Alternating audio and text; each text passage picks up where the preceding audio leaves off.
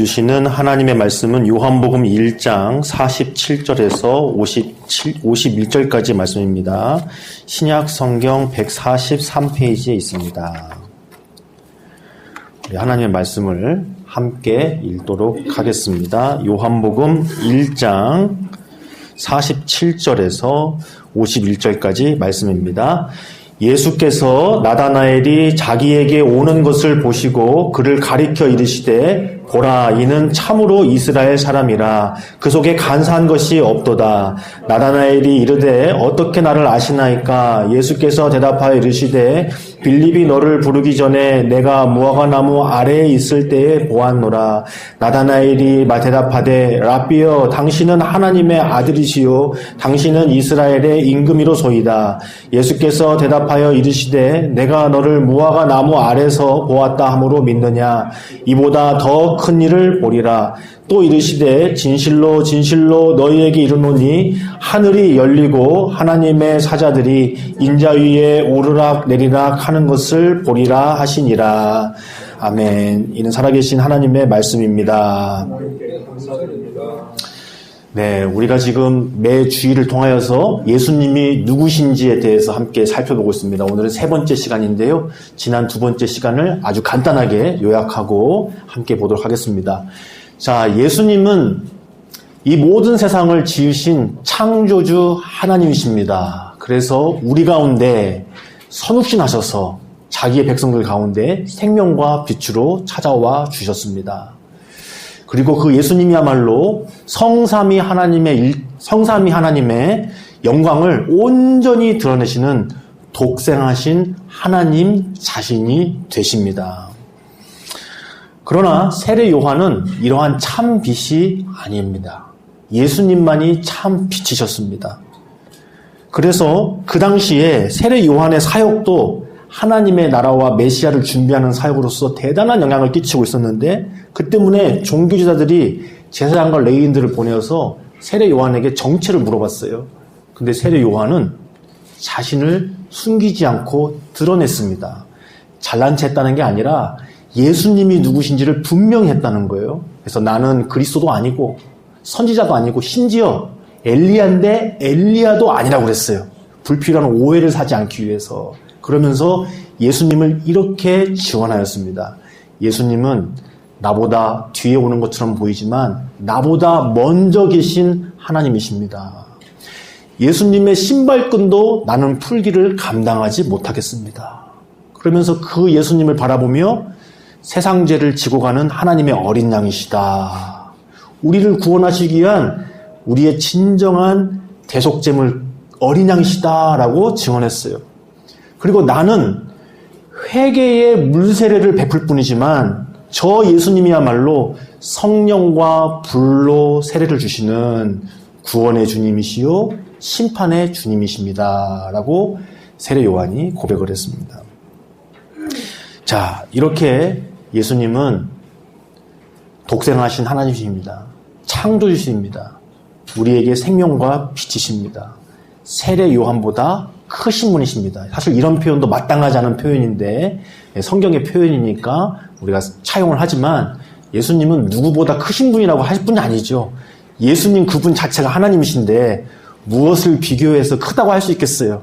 우리가 뭔가를 크게 보니까 우리 눈높이에서 그거보다 훨씬 큰 분이야 할 뿐이지, 예수님은 무엇보다 크신 분이 아니라 그분 자신이 곧 하나님이신 분이십니다. 절대적인 분이십니다. 그래서 요한복음은 계속해서 예수님이 누구신지를 우리에게 말씀하고 있습니다. 그래서 우리가 예수님을 진정으로 누구로 여기는가? 우리가 헤아리는 대로 우리 삶이 헤아려지듯이 예수님을 더 깊고 풍성하게 바르게 믿고 따를 때에 우리의 삶이 더 하나님이 약속하신 대로 충만해지고 하나님의 뜻과 계획이 이루어질 것이라고 주님 말씀하고 계십니다. 자, 오늘은 세 번째 시간입니다. 오늘 요한복음 한 주간 살펴보았어요. 예수님께서 한 사람 한 사람 만나주시는데 그 만나시는 장면 속에 너무나 깊고도 풍성한 이야기들이 가득 담겨져 있어요. 한 장면 한 장면마다 너무나 다룰 것이 많지만 우리가 새벽 예배 때 풍성하게 다뤘다고 보고, 오늘은 한 가지 흐름을 따라서 보려고 합니다. 예수님이 야곱보다 크신 분이라는 것. 예수님이 그 어떠한 것보다 크신 분이라는 것을 우리가 함께 살펴보고자 합니다. 예수님께서 한 사람 한 사람 삶의 형편을 어루만져 주시고 만나주신 감격적인 장면이긴 합니다만, 어둠 가운데 빛으로 불러주시는 장면이긴 하지만, 그 장면 속에서는 무엇이 나타나 있냐면 예수님의 영광이 나타나 있어요. 예수님의 영광이 나타나 있어요. 제자들을 만나주시는 장면마다 예수님이 누구신지를 나타내고 있고, 사마리아 여인이나 니고데모나 또 수많은 종교 지도자들과의 대화 속에서 결국 마지막에는 예수님이 누구신지를, 그 영광을 나타내고 있다는 거예요. 그거를 우리가 함께 오늘 좀 살펴보려고 합니다. 이 요한복음은 예수님이 몇 명의 제자들과 처음으로 만나는 개별적인 장면을 담고 있어요. 공간복음과는 다르게. 그런데 한 5명 정도를 지금 만나주셨는데, 그 중에 마지막 만난 사람이 나다니엘이에요. 나다니엘. 먼저 이 빌립이라는 동료가 예수님을 만나고 난 다음에 이 예수님이 우리가 기다리던 분인가 보다 하고 가서 이렇게 이야기합니다. 친구, 동료, 내가 지금 예수라는 사람을 만났는데 그분은 모세가 율법에 기록한 그분이신 것 같아. 여러 선지자들이 성경에 기록한 바로 그분 같아. 우리 가서 함께 만나보자. 그랬더니 나다나엘이 콧방귀를 키면서, 상상을 해보자면, 아니 무슨 나사렛에서 선한 것이 나올 수가 있느냐, 무슨 나사렛에서 그리스도가 나와, 이렇게 폄하를 했어요. 근데 빌립이 그러지 말고 가서 직접 만나보자 이렇게 권면하니까 나다나엘이 그 권면을 따라서 예수님 앞에 나온 거예요. 그런데 예수님께서 나다나엘에 오는 것을 보시자 이렇게 말씀하신 거예요. 오늘 말씀입니다. 보라, 이는 참으로 이스라엘 사람이라, 그 속에 간사한 것이 없도다. 이렇게 말씀해 주셨어요. 예수님의 이 말씀에는 참으로 다중적인 의미가 함께 포함되어 있습니다. 첫 번째는요, 나다나엘을 참으로 아시는 거예요. 심지어는 나다나엘이 무엇을 원하는 사람인지, 또 어떤 칭찬을 좋아하는지까지도 아시는 분이신 거예요. 나다나엘은 하나님 나라에 열망했던 사람으로서 그 당시에 무화과 그늘 아래서 사람들은 말씀도 보고 기도도 하고 또 하나님의 나라를 위하여서 서로 토론하고 그런 곳이었어요. 그런 사람이었는데, 그래서 다른 사람이 자기의 자신을 그렇게 알아주길 바라는 거죠. 우리도 그렇지 않습니까? 우리도 내가 다른 사람이 나를 내가 원하는 방식으로 알아주길 원하는 게 있잖아요. 그렇죠? 예. 그런데 예수님께서 그렇게 나다나엘을 칭찬해 주시는 거예요. 보라, 참 이스라엘이다. 이스라엘 사람이다. 저 속에 간사함이 없다. 그러니까 나다나엘이 어떻게 보면 가장 듣고 싶은 이야기예요. 그리고 본인이 열망하던 거를 예수님께서 말씀하신 거예요. 얼마나 깜짝 놀랐겠어요. 자, 그러나 예수님의 이 칭찬은 그냥 단순한 칭찬이 아니라 뼈 있는 칭찬이었습니다. 참고로 저는 순살 치킨보다 뼈 있는 치킨을 좋아하는데, 그냥 꿀떡꿀떡 생길 수 있는 칭찬이 아니라는 거예요. 뼈가 있는 칭찬이라는 거예요. 자, 참 이스라엘 사람이다. 그랬어요. 이스라엘 그러면 우리는 누굴 생각해야 되냐면 그들의 조상 야곱을 생각해야 돼. 야곱. 야곱이 이스라엘이라는 이름을 받은 조상이잖아요. 근데 야곱은 본래 어떤 사람입니까? 평생을 속임수와 꾀와 간사함으로 살았던 사람이에요. 근데 하나님께서 그 환도뼈를 팍 쳐주셔가지고 야곱으로 살지 말고 앞으로는 이스라엘로 살아라, 이렇게 이름 지어주신 거 아니에요. 그러니까 참 이스라엘이라는 말 속에 이미 그 이스라엘 이라는 이름이 하나님께서 친히 야곱이라는 속임수와 같은 인생을 이스라엘로 바꾸셨다는 의미가 다 담겨져 있는 거예요. 그러니까 이것은 뼈 있는 칭찬입니다. 그도 그럴 것이 방금 전에 예수님 뒷이야기 하다 온 거잖아요. 무슨 나사렛에서 선한 것이 나와. 가보나 마나지 뭐 예를 들면 이렇게 왔는데 예수님은 나다나엘을 보자마자 참 이스라엘 사람이다. 간사한 것이 없도다. 하고 칭찬해 주시잖아요. 나다나엘은 이 칭찬을 통하여서 마음이 열리기도 했지만 또 한편으로는 무겁기도 했을 겁니다. 그러면서 묻는 거예요. 어떻게 저를 아십니까? 예수님께서 말씀하셨습니다. 빌립이 너를 부르기도 전에 너가 무화과 나무 아래에 있는 것을 내가 보았다. 내가 너를 알고 있다. 이렇게 말씀하셨어요. 그랬더니 나다나엘이 랍비여 당신은 하나님의 아들이시고 이스라엘의 임금이십니다. 자기의 수준에서 최고로 예수님을 인정하고 높이는 고백을 하는 거예요. 그랬더니 예수님께서 이렇게 대답해 주셨어요. 내가 너를 무화과 나무 아래에서 보았다므로 믿느냐? 이보다 더 큰 일을 내가 보여줄 것이다. 그랬어요. 지금 예수님께서 한 가지 어떤 표적을 보여주신 거잖아요. 나다나엘을 이미 알고 있었다라는 것을 말씀해 주심으로 그의 마음을 여신 것인데, 그래서 나다나엘이 이걸 통해서 이분은 하나님의 사람이구나 라고 깨달았단 말이에요. 나다나엘은 그래도 괜찮은 편에 속하죠.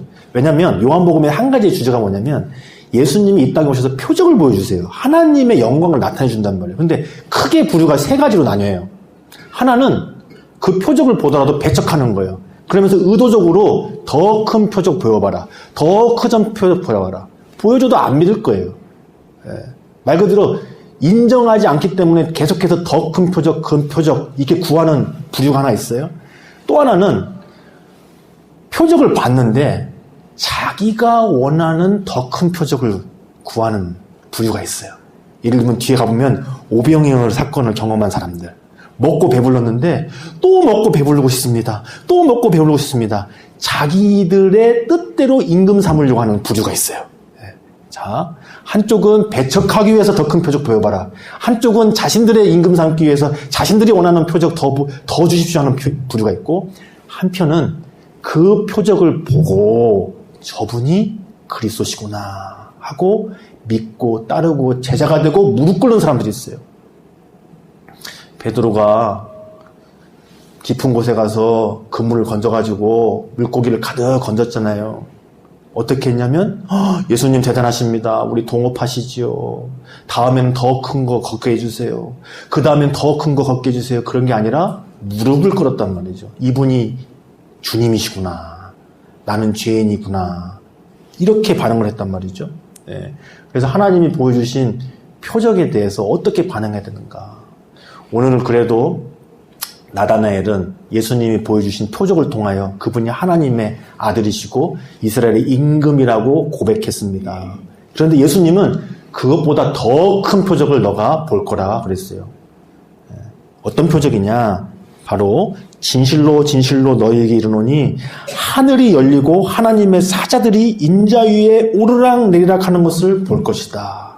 그렇습니다.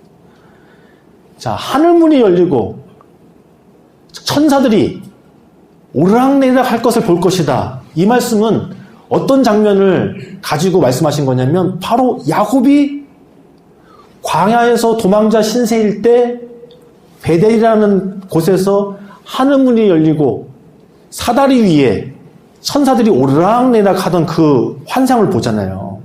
그것을 이야기하는 거죠. 그래서 야곱이 누굽니까? 이스라엘의 이름을 받은 사람이에요. 야곱이 누굽니까? 최초로 여기가 하나님의 집이구나. 하나님 저를 돌봐주시면 여기에 하나님의 집을 제가 짓겠습니다 라고 고백했던 사람이에요. 그래서 그 사람이 이스라엘인 거예요.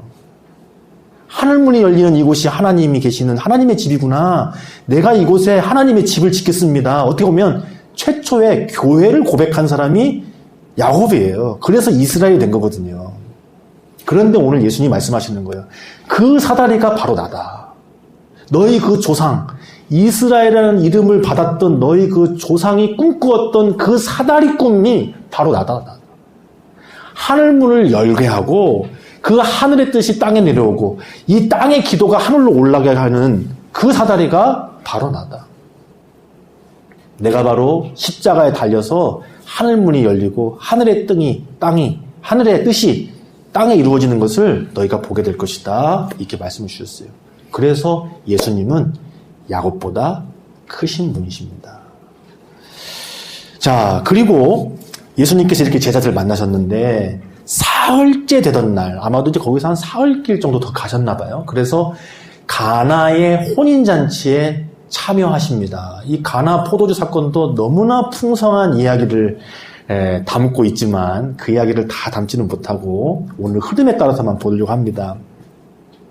사흘째 되던 날이라는 의미도 두 가지 의미가 있어요. 첫 번째는 창조의 제7일째입니다. 앞에 보면 이튿날, 이튿날, 이튿날 이렇게 시간의 표현을 나와요. 그리고 사흘째. 그러면 총 합치면 7일째잖아요. 창조의 날이에요. 예수님께서 이제 구원의 창조를 이루시는 분이시다. 그런 의미면서 동시에 우리가 사흘 하면은 무엇을 항상 기억해야죠? 예수님의 십자가의 죽음과 부활의 3일. 그러니까 예수님께서 새 창조를 어떻게 이루시겠느냐? 예수님의 십자가의 죽음과 부활로 구원의 새 창조를 이루신다는 거예요. 그래서 사흘째 되던 날 가나의 혼인잔치에 도착하셨다는 거예요. 그리고 거기에서 어떤 일이 있었느냐? 결혼식에 빠져서는 안 되는 포도주가 뚝 떨어져가지고 예수님께서 돌 항아리에다가 물을 채워서 그것을 포도주로 바꾸어서 그 혼인잔치가 끊이지 않는 기쁨이 되게 만들어 주셨습니다. 자, 여기에도 여러 가지 다양한 의미가 있는데 오늘은 좀 집중해야 될 것은 이겁니다. 자, 예수님께서 왜 돌 항아리에다가 물을 담게 하셨는가? 다른 것이 아닌 돌 항아리에다가. 그것은 전결 예식에 쓰이는 돌 항아리라고 그랬어요. 그러니까 모세의 율법을 상징하는 거예요. 그러니까 구약시대는 그것으로 상징적으로 우리를 깨끗하게 했죠. 그런데 그 정결 예식이 가리키는 그 돌 항아리에 담긴 물이 가리키는 것이 무엇이냐면 바로 예수님의 보혈이라는 거예요. 우리를 진실로 깨끗하게 하고 구원하시는 거는 돌 항아리에 담긴 그 모세의 율법을 따른 물이 아니라 예수님의 보혈이라는 거죠. 예수님의 십자가의 죽음과 부활이 우리를 진정으로 깨끗하게 하고 부활하게 하신다는 거예요. 그 의미를 담고 있습니다. 자, 또 하나. 이 기적이, 이 표적이 예수님께서 첫 번째로 보여주신 표적이라고 기록하고 있어요. 첫 번째 표적. 왜 이런 표현을 했느냐? 모세가 애굽의 10가지 재앙을 내리는데, 하나님께서 모세를 통해서 내리시는데 그 첫 번째 표적이 뭐였냐면 나일강을 피로 물들게 하는 거예요. 그래서 심판의 표적을 보여준 거죠. 첫 번째 표적이. 그런데 예수님은 맹물을 포도주로 바꾸는, 삶을 기쁨과 구원으로 바꾸시는 생명의 표적을 베풀어 주신 거예요. 그래서 구약의 모세가 하나님의 사람으로서 그 첫 번째 베푼 표적이 나일강의 물을 피로 바꾸어서 심판의 표적을 베풀었다면, 물론 그것도 구원을 향한 심판이긴 하지만 예수님은 맹물을 포도주로 바꾸어서 우리의 인생을 참으로 기쁨 있고 생명 있는 구원으로 바꾸시는 분이시다. 그래서 진정한 천국, 혼인잔치와 같은 천국을 우리에게 주시는 분이 예수님이라는 것을 나타내고 있습니다. 그래서 돌 항아리에 담긴 정결하게 하는 물보다 예수님이 흘려주시는 그 보배로운 피가 훨씬 큰 것이에요. 그래서 이 예수님의, 이 포도주는 예수님의 흘리신 보혈의 피를 상징하면서도 우리에게 기쁨과 즐거움을 상징하는 것이죠. 자, 이렇게 예수님께서 가나 혼인잔치에서 자신의 영광을 나타내 주셨고 제자들이 그걸 보고 믿었더라. 그러니까 이 모든 것들은 예수님의 영광, 예수님의 누구신지를 나타내는 표적이라는 겁니다. 자, 세 번째죠.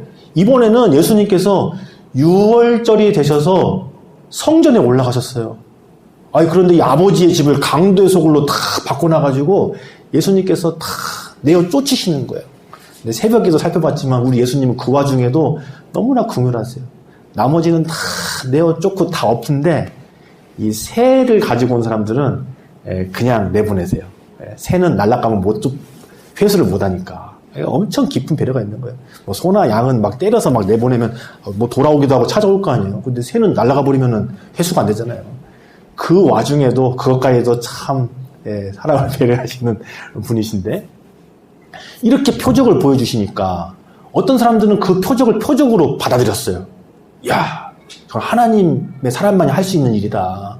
그런데 유대인들은 너가 뭔데 이런 일을 행하느냐? 너가 권위가 있다는 것을 표적으로 보여봐라. 그랬더니 예수님께서 그러면 이 성전을 무너뜨려봐라. 내가 사흘 만에 다시 일으켜 세우겠다. 이것은 예수님의 육체를 가리키며 하신 말씀이라. 나중에야 제자들이 깨달았다.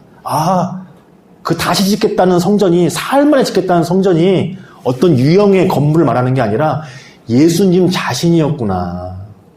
우리 예수님이 성전이십니다. 예수님이 하늘문을 여시고 그 천사들이 오락내락 하게 하시는 그 사다리가 되신 것처럼 성전이 그런 곳이잖아요. 하늘문이 열리는 곳, 아버지를 만나는 곳, 아버지의 임재가 내리는 곳이잖아요. 근데 예수님께서 십자가로 그 성전을 친히 세우시겠다고 말씀하십니다. 우리 예수님께서 성전보다 크신 분이십니다. 이걸 히브리서에 가보면 이걸 아주 구체적으로 다루고 있죠. 예수님이 어떠한 제물보다, 어떠한 제사장보다, 어떠한 예배보다, 어떠한 성전보다 크신 분이십니다. 그분이 영원한 제사장이시고, 그분이 단번에 드린 제물이시고, 그분이 성전이시고, 그분 자체가 하늘의 예배가 되시는 분이십니다. 라고 히브리서는 더 깊고도 풍성하게 말씀하고 있는데, 오늘 예수님께서 공생애를 공식적으로 시작하시면서 성전을 뒤엎으신 사건 속에 내가 바로 진짜 성전이다. 나를 통하여 아버지께 나아갈 수 있느니라 라고 선언해 주신 사건입니다. 자, 그리고 예수님께서 그 표적 때문에 찾아온 사람이 있죠. 산헤드린 공회 회원, 우리로 치면 국회의원 정도 되는 사람인데 그 니고데모가 예수님께 밤에 찾아왔어요. 참된 진리를 찾고자. 근데 예수님께서 니고데모에게 이렇게 말씀하십니다. 사람이 하나님 나라를 보려면, 하나님 나라에 들어가려면 거듭나야 된다. 이렇게 말씀하셨어요. 니고데모가 너무나 큰 수준 높은 질문을 받으니까 엉뚱한 대답을 한 거예요. 어떻게 다 큰 사람이 다시 태어날 수 있습니까? 어머니 뱃속에 들어갔다 나오란 말입니까? 그런 이야기가 아니다. 성령과 물로 다시 거듭나야 된다. 회개하고 주님이 주시는 성령으로 거듭나야 한다. 아니, 그런 일이 어떻게 있을 수 있습니까? 그런 일은 바로 인자가 모세가 광야에서 높이 단 노뱀처럼 높이 달리는 일을 통해서 일어날 것이다. 사람이 거듭날 수 있는 것은 예수님께서 십자가에 달려서 돌아가시고 부활하시기 때문이라는 거예요. 근데 어떻게 비유하셨냐면 모세가 광야에서 불순종한 백성들이 불뱀에 물려 죽어갈 때에 하나님이 말씀하셔서 노뱀을 달아가지고 세우잖아요. 그래서 그 노뱀을 보면 살고 보지 않으면 죽는데 그게 바로 하나님의 말씀에 순종하면 살고 죽는 것인데 그 노뱀이 예수님을 상징하는 거잖아요. 근데 예수님께서 말씀하시는 거예요. 마치 모세가 광야에서 높이 들었던 노뱀처럼 인자가 달려야 하리니 이는 사람들이 그를 믿고 영생을 얻게 하려 함이라. 예수님은 모세가 광야에서 높이 들었던 노뱀보다 더 크신 분이십니다.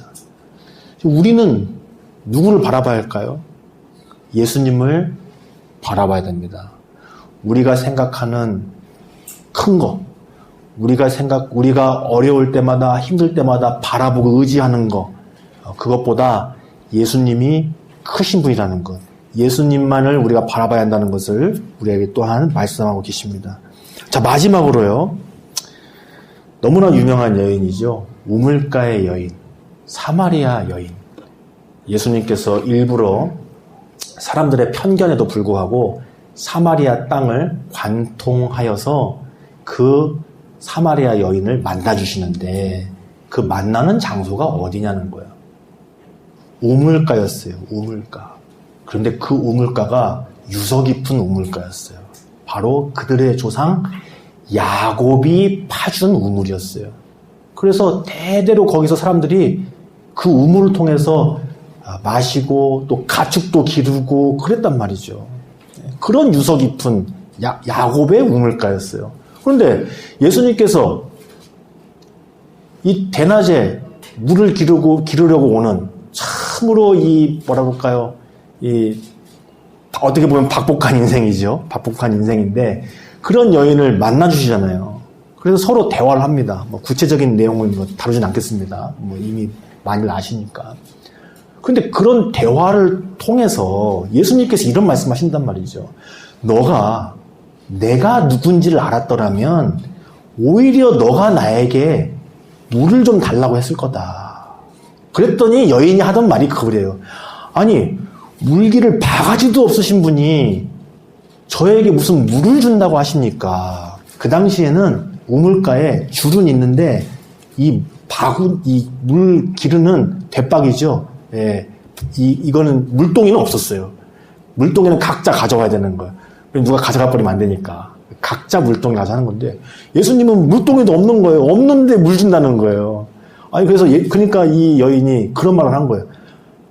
아니, 물동이는 나한테 있는데, 물동이도 없는 양반이, 오히려 나한테 무슨 물 준다고 하는데, 그러면서 나온 말이, 아니, 그렇게 이야기하시는 분께서는 얼마나 대단한 분이시길래 그렇게 얘기하십니까?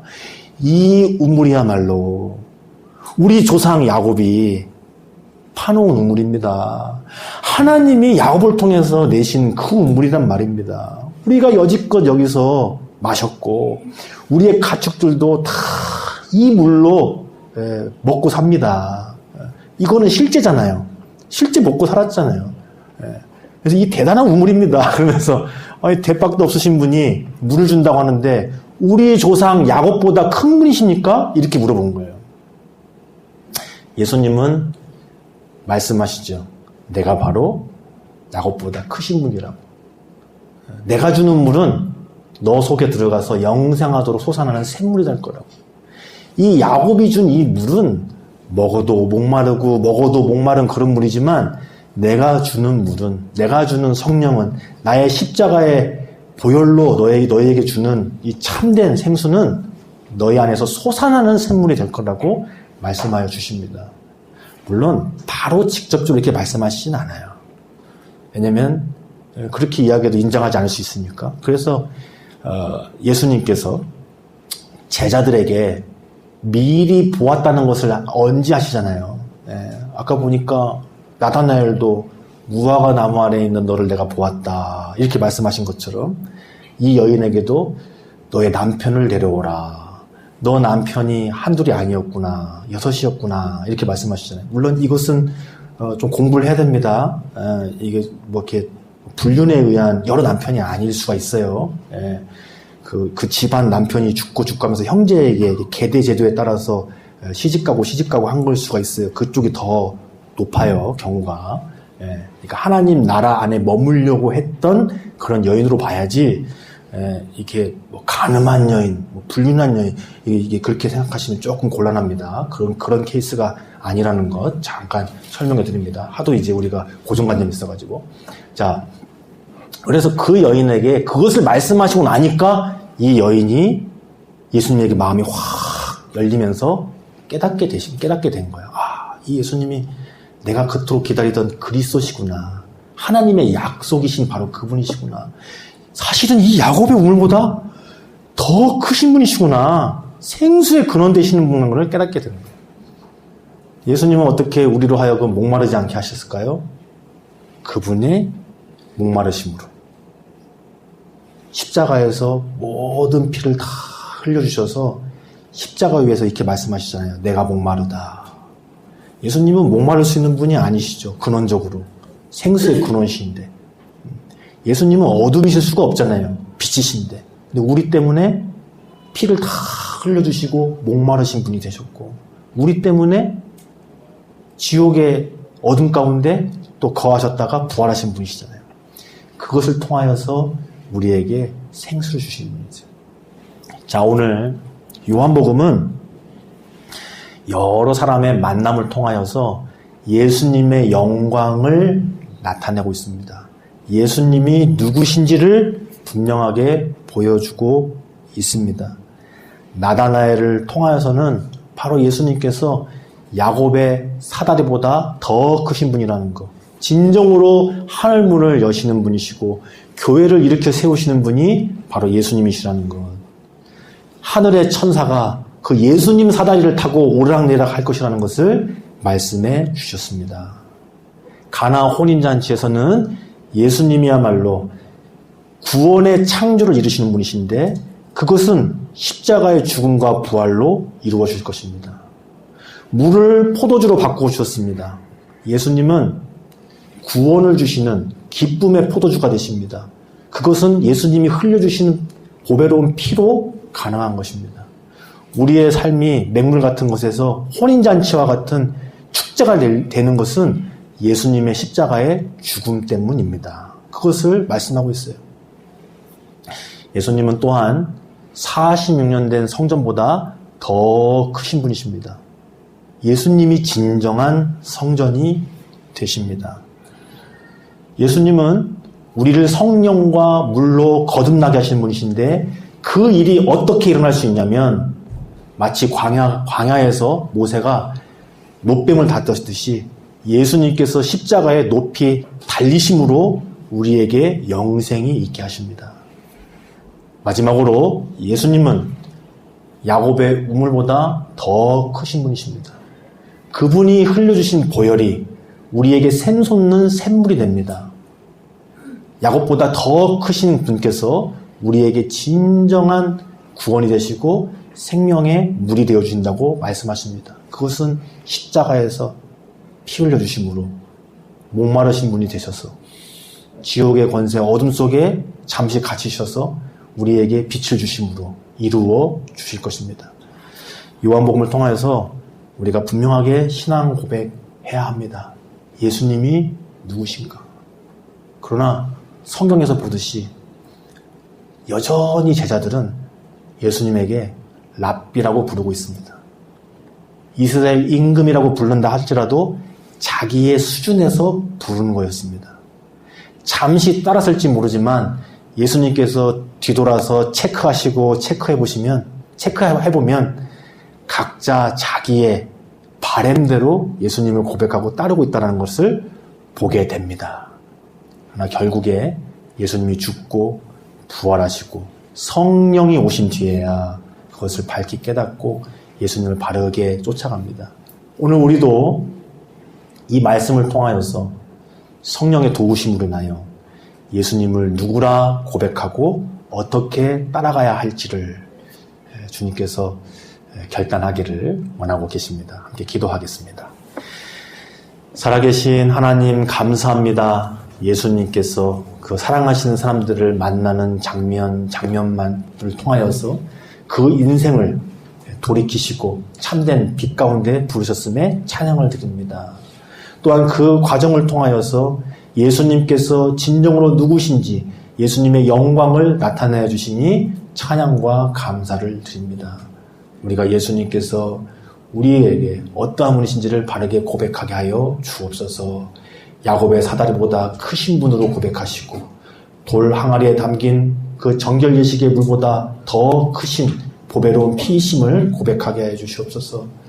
그 많은 사람들이 만나서 예수님이 누구신지 참되게 고백하였듯이 우리도 주님을 참되게 고백하며 따르게 하여 주시기를 원합니다. 감사하며 예수님의 이름으로 기도드리옵나이다. 아멘. 자, 오늘 말씀을 통하여서 기억하시면서 찬송가 36장으로 우리 함께 찬양하시겠습니다.